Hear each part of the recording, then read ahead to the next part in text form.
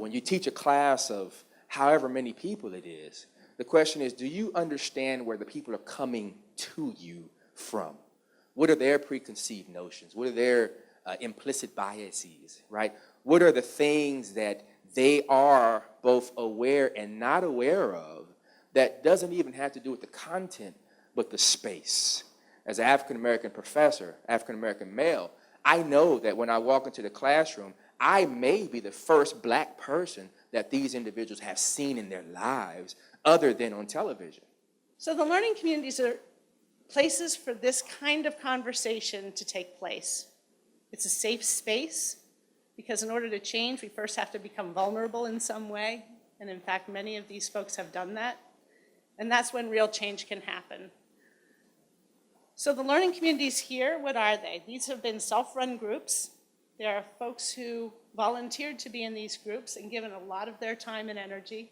CELT provided me the knowledge and the support to kind of think outside the box. Putting these really dry concepts as dry metaphors that are available in economics into something personable improves memory. It's about the experience with the material. We've decided to focus on from very early on in our meetings for the past year is getting folks who are underrepresented minority students into our STEM classroom, science, technology, engineering, mathematics. Could we make things so-called stretch courses that instead of having content delivered in a semester, could we offer or make available, deliver the same amount of content over a longer period of time? Extension of existing study group models. So there's a lot of successful study group models. Can we extend that to reach more students earlier in semesters? What we see now as a sort of forthcoming challenge is paying attention to the success of those students. The relevance of things like inclusion and culture in a STEM course can be a challenge to think about. You'll see that my students have accepted the challenge and gone way beyond what we did here.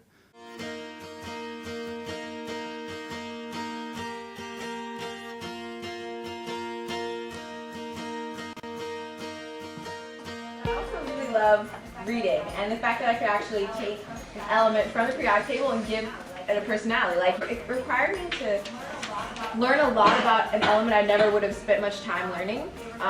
It required me to actually do research. Like Mary and Jonathan, I wanted to bring kind of an element of the arts into my upper level molecular biology class. The students are given an assignment. The assignment is basically that this is one of the 3 brain thaw papers that I give to the students throughout the semester. It's amazing the creativity that comes out of this, that it gives a voice to the students who maybe aren't so comfortable doing some of the more analytical things that we'll often do. I think it gives them a voice in the class that they otherwise might not have. This is a triptych of photolysés, so just as background, this is a painting that she did to show the process by which cells repair lesions that occur in our DNA when they're exposed to ultraviolet light. But this right here spoke volumes to me about what she was taking from the course, and she obviously got it, right? If someone can come up with something like this, then they've met all the objectives for my course. There's a lot of things that you learned right at that moment. You learned about following, you learned about leading, you learned about high and low, fast and slow, you learned about angles, you learned about curves. It's not necessarily articulated in words. It's probably mostly something that students figure out after the class, maybe after the course.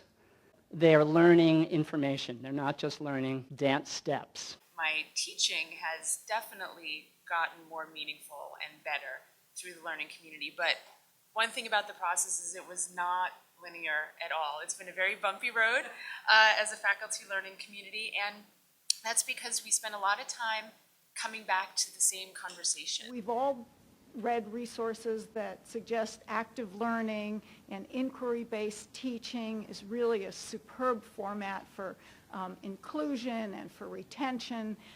An authentic process is what we should be striving for. And really, lab science is exactly that. It's always been that. Maybe we could use a laboratory experience before students get the very content-heavy gateway courses to keep them in science and to prevent this horrible attrition that we often see. Many people who work in the museum field are firmly committed to addressing social issues, believing that museums are safe places for difficult topics.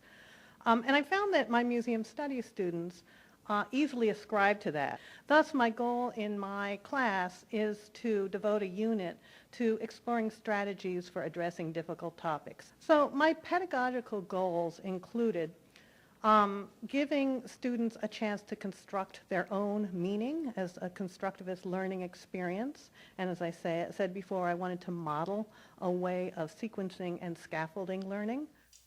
By creating a video, I'm actually using a prophylactic approach to introduce the course. And this aims to dissolve negative preconceptions of flipped classrooms that act as barriers to positive learning.